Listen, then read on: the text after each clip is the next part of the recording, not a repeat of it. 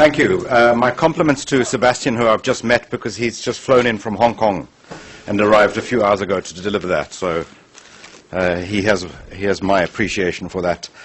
I also met him to explain, not apologize, but explain. I'm neither an academic nor an economist.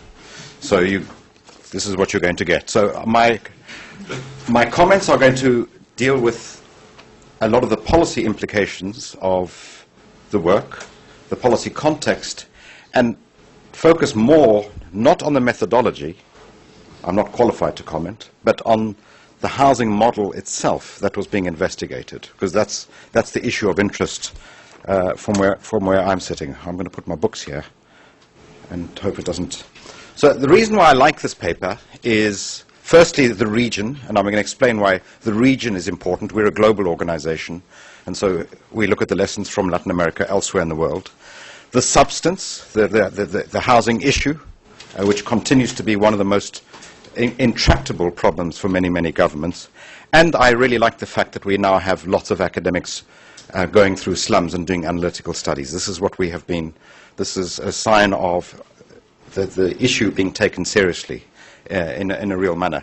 And the reason why Latin America is so important is it was, of course, the first of the so-called developing continents to urbanize over the last 5 decades and holds very important lessons, positive and negative, for Africa and Asia, which are in different stages of the same process. It was a very messy urbanization. It was a contested urbanization. It largely happened under hostile governments, military governments, right-wing governments, but certainly it was not an enabling environment for urbanizing poor. It led to, one of the consequences, of course, was a massive growth in slums and informality and structural inequality, which still remains one of the biggest economic, social, political challenges for all of the governments. And those lessons are all needed to be understood in Africa, South Asia, and Southeast Asia as they urbanize.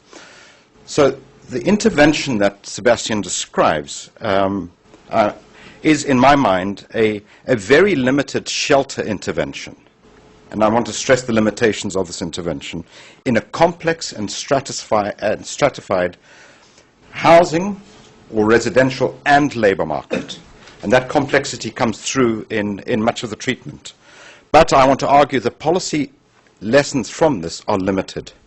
And they're limited for, there's 2 areas that I would like to see further elaborated. The first is, even though I read the paper and from the presentation, I never understood the model of Techno, the NGO, what it was doing and why, and what its financial model was, what was the objective, besides the charitable, it's seeming, and volunteer and the good effort. I never was able to locate it within a wider picture.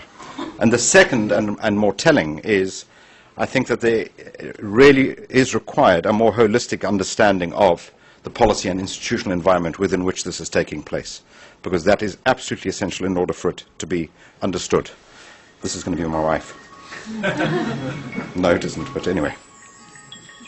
Excuse me. Had to happen.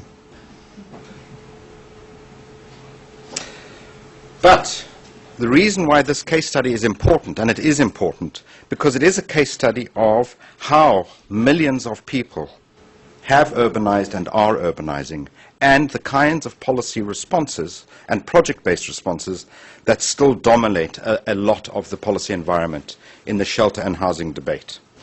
So we had a very interesting discussion in this, but also in the previous, about the data as to why people move between space. I can't articulate it in the way that it says. This is at the center of our own work, which is understanding migration. But my response immediately is you can't lose the fact of, for me, that the number one driver of migration is human judgment, which is that people take a view about their opportunities and multi-generational view of what's maybe good for them, but also good for their children. And for those of you who've never read it, I think a book called Arrival City by Doug Saunders, very, without the sort of econometric evidence, interpreted the driving forces for the migration that we see in Latin America, Asia, and Africa. So what the paper describes as I don't believe is in situ upgrading, and I'll explain why, but rather a limited project-based intervention in shelter. But although, and my first policy response to this would be, although the financial model isn't explained beyond which 10% is paid for by the recipients, it's almost certainly non-sustainable financially, although I'd like to understand where the other 90% comes from. But policy challenge number one, I don't believe it can really go to scale. And scale is the big issue that we have to deal with in terms of urbanization and the creation of our new cities. So if I was to look at this from a policy framework, I would identify 3 catalytic triggers, which informs a lot of our own work, which have to be addressed in order to deal with urbanization on a long-term and successful basis. And references are made in the paper, but I want to point out why they are problematic, by which I mean the project and not the paper. The first is land, and access to land and the location of land and the relationship to land. In all of our experience in all continents, this is policy problem number 1 everywhere, without any competition. And until you have land markets that are open, transparent as opposed to opaque, you know who bought it, how they got it, and how it can be transferred, and until you change the relationship of the people to that land, the prospects of sustainable cities is really, really diminished. The second is related, is the issue of services, access to services, and by which I stress formal access to services. So it's issue of, first of access and secondly of pricing, and I'll very briefly come back to that.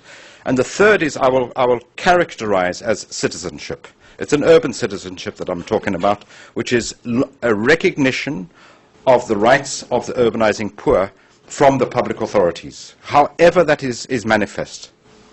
And we actually run a program, a lot of our work is described as LSC, Land, Services and Citizenship, not because it solves all problems, but because it asks all questions.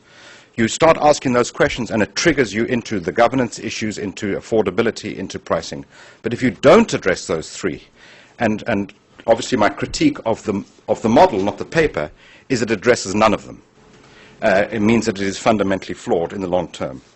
And the policy implications for this are very significant indeed, and most probably best exemplified in Latin America and the Caribbean.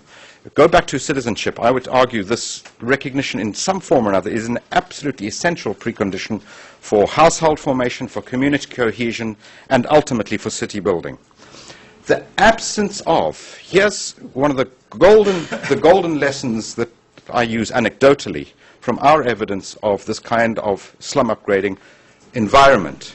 For every service, be it land, be it services of water, energy, whatever, and be it citizenship, for every service that is not formally provided, it will be informally provided. And that has 2 impacts. Immediately on price, and I think we will all know that the evidence shows that in the same city all over the world, generally speaking, in these sort of situations, the poor pay more per unit cost of consumption than the rich in the same city. And that's one of the impacts of that is both the lateness to the service and, in fact, the fact that they have to buy it on a parallel market. But this becomes hugely problematic when issues like citizenship and governance are also dealt with parallel-wise. And so in many of the countries, you first require a process of pacification before you can actually move on to urban upgrading. And the failure of these projects to deal with the process of formalization and recognizing that the bulk of our urbanization processes actually are informal is at the core of the policy challenge that we need to take. So, but ironically, in the model employed by the NGO, not only do they not address the issue of land, and it's not their fault, but I'm just observing, but they even design the houses so that they underscore the very transient nature of the housing stock. In other words, that it's movable precisely because they don't have a formal relationship with the land and the law. And therefore, they underscore the very uncertain nature that we have to overcome in order to build cities. So the paper finds, for example, that there are no positive impacts on access to services. arising from these interventions. For me, it's not clear why they would be expected, because you are not dealing with the land issues, you're not dealing with the services issues, and you're not dealing with the residents' relationship with the public authority.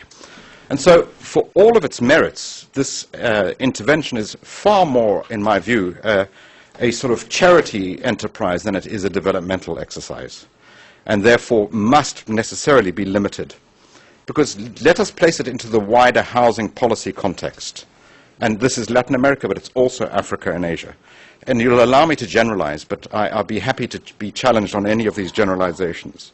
So despite government interventions in housing provision, there are a number of overriding realities, all of which start from my premise number one, which always causes the most trouble, which is that in all of our experience, you should start from the assumption that the default reality of government policy is anti-poor, no matter what the government says.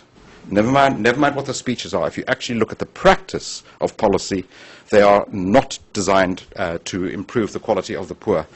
And I'm happy to discuss that. But historically, most interventions in the housing field have and continue to benefit largely the middle classes, whether by design or by outcome. I don't think that is controversial. As I've already stated, most growth is informal, but most governments regard that informality as very often illegality and then respond accordingly. But here is the key point, which is where I think fundamentally the model fails, is that most housing in the world today is still built by the poor themselves. And normally in the face of government obstacles rather than with government support. Intelligent governments have turned that around and this has happened very much in Latin America, and provided the space, support and time. And some private sector companies have even designed delivery of credit and housing materials to support that very process. And for me, whenever I talk to the Honourable Housing Minister in whichever country, it's taking that logic of the energy and the self-interest of the people themselves and turning that into the biggest driver of what is ultimately a private sector and individual initiative in the houses, in the cities. Thank you. So,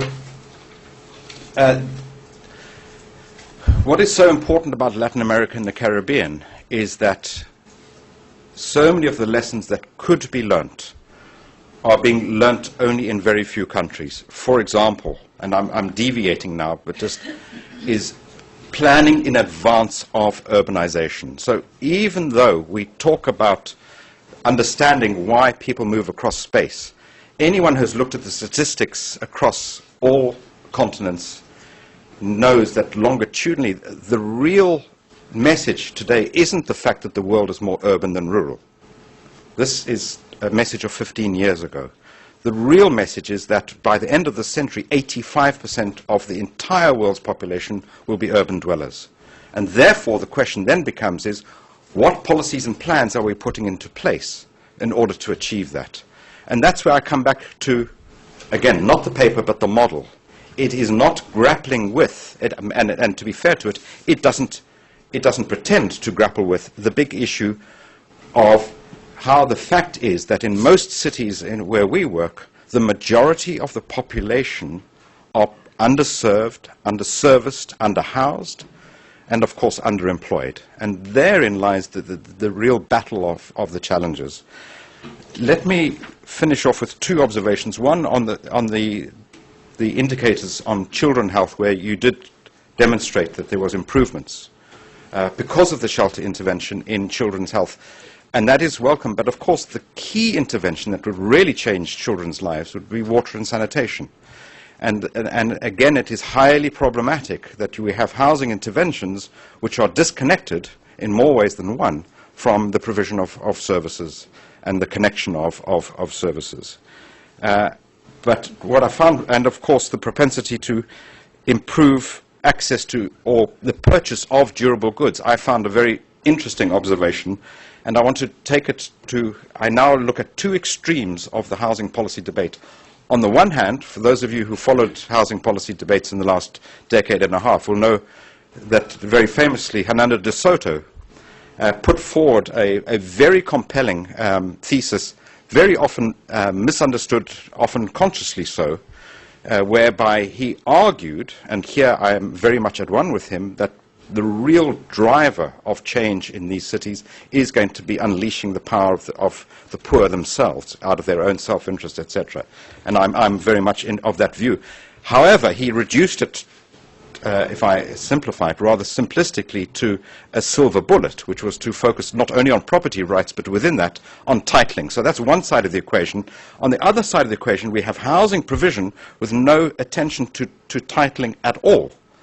On the others, because De Soto assumed that the titling would make people rich, and here it's assumed, or it's tested, that the shelter investment will improve people's conditions. And in both instances, after the policy intervention, the poor are still left poor, because the other variables which allow them access to jobs and opportunity actually haven't been addressed.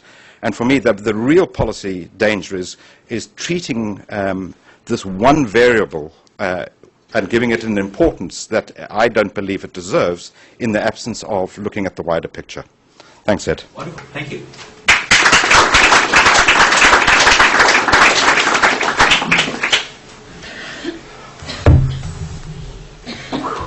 Can I? Please. No, just a couple of reactions to the comments. Thank you very much. So, we briefly discussed this NGO is it's peculiar. It's a Christian organization that basically is funded with donations from the rich to help the poor. And the view is that you know, they have one view of this migration from the rural areas to the urban, which is people will migrate because in the cities is where basically the good jobs are and the good opportunities. But in a society where more than 50% of the workers are informal and they're not going to have access to credit, it may take a very long time and up to when they can move to a better place, and their aim is to make it at the margin better. Yeah, they're not dealing with land titles, they're not dealing with water and sanitations, but that approach, once you put it in that way, I always have the feeling that, yeah, as you say, land title is not enough, and this house is not enough. So what is enough is to give them property rights and a good house with everything, and we all agree on that. It's just too expensive for the millions of people that are in the city. So what's the best approach? I don't know. But going back to De Soto, this is funny. So long ago I read his paper and I just say, oh, this has to be tested. If this is true, it's great, right? And so I investigate to find a natural experiment, and I find that there were no credit effects. And then it makes sense, right? Again, in these societies, it's not going to be enough to have the title because all these workers are informal and the banks are not going to lend them whether they have a title or not. And so it was a bad idea. It was a good idea on paper, right? But then once you dig into the causality of that, you find that. And that's what we're trying to do. This model here, we don't say this is the best or anything. It's just one that is being done, and we provide that the evidence is you're right. It's not working. Yes, let me come back. Actually, that will echo probably some of what the discussant was saying. There's an issue of scaling, indeed, and when you try to scale this up, it's typically the government who gives a contract to some developers with some amount of money per unit of housing built. And those guys, in order to minimize costs, they basically go where land is free. Mm-hmm. That means going to the sticks.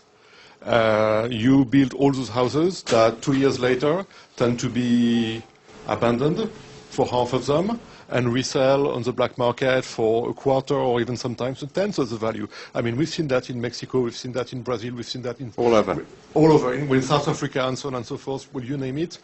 And so here I'm sort of worried that the message is giving a roof is nice. Yes, it's nice, but the roof needs to be somewhere where people actually want to live. Neither of us would disagree with that. Yeah. No, again, so I guess there's no message like that. Well, the message is there's a lot of heterogeneity, right? That's at least what I'm finding. So when I studied in Mexico, it was exactly that. The government was building these much better houses than this, and they were abandoned, 50% of them after a year. These are not abundant, but they don't seem to be the solution for many of the problems. It's just a marginal improvement. That's all we are reporting. What is the overall best policy? It's not coming from this paper. So this is an in-kind sort of transfer, and I just wonder if you took the same, amount of money in cash and gave it to these families, how much better off they would be relative to this. And this sort of policy seems like it only makes sense if you're going to have externalities, like then all the neighbors do it too, or the kids' better health means they accumulate more human capital or something like that. And it seems like in doing the policy evaluation, those considerations are really important. Well, I mean, they're obvious. I mean, I would love to have the money to do that as well, but we didn't. So, yeah, we were aware of that how much interesting could be to give $900 to people and track. Well, it's more than 900 because here there's the labor which is in building the houses subsidized, but we didn't have that option, so we don't have that information. It seems to be a consensus that governments in Africa can't afford to build millions and millions of houses and just give them to people. But I don't think that's true. So South Africa's done it, and then Ethiopia's busy doing it. They plan to build 1 million houses in the next 5 years, and they're incredibly popular. They're not being left abandoned. They're very popular with governments because the electorates like them. I think it's something that is happening, and it's something that maybe needs to be paid attention to, because it is what governments are doing. Billy, we particularly need your comment on this, I think. Well, the movie's not over yet. In the case of South Africa, and of course I was involved in designing that program, I would say that there are huge externalities about the spatial efficiency of cities that have still been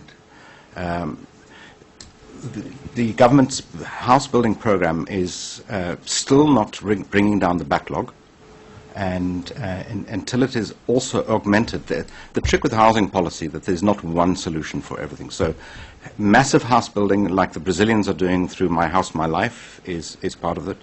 But still, unless you have a set of conditions which encourages and rewards people for improving their own living conditions in situ, which South Africa has now introduced, but belatedly, I don't think it's going to last. And even in Ethiopia, where the house building program is going apace, and anyone who's been to Ethiopia recently just sees it visibly on the landscape, there are inbuilt problems that the government of Ethiopia will recognize about those.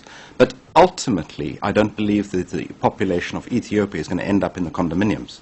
I think that they're going to be a part of the solution, which are handed out by lotteries, so there's an element of fairness to them. But I would still say numerically the bulk of houses will be more or less self-produced. And so it's having that wide-angle lens on the housing policy rather than looking. But most governments don't have the resources to do what the South African and Ethiopian governments are doing. And my policy advice to them would be, don't try. Do not go into mass building housing programs, because there are very few happy stories associated with government central contracts. But there are very large stories of unhappiness, corruption, and bad design. And so that's not controversial, I think. Well, exactly Gilles' stories as well, right? So it's to be a consensus. Just to complement, so whether there's more or less happy stories at the end, I think what I was trying to say was a bit different. Was that again there is the issue of and this permeates a lot. So I think that in this area, not having a good distribution of prices is serious, right? So the more unequal a society is, the more unequal is going to be the distribution of land values. And so certain jobs, right, requires to live near where the demand is. So services for the rich houses. So there's always going to be a demand for people to settle in some slums near where those shops are, and that's not where the government's going to build, because that's very expensive. And so maybe we should also think about transportation, right? It's not only housing now, but transportation. Again, So in the U.S., when the person that cleans your house came with a car, right? In this country, it's only the middle class or above has a car. So there's a lot of things that then in equilibrium led that this type of slum will exist near where the rich live, and still you have to think what policies are for those.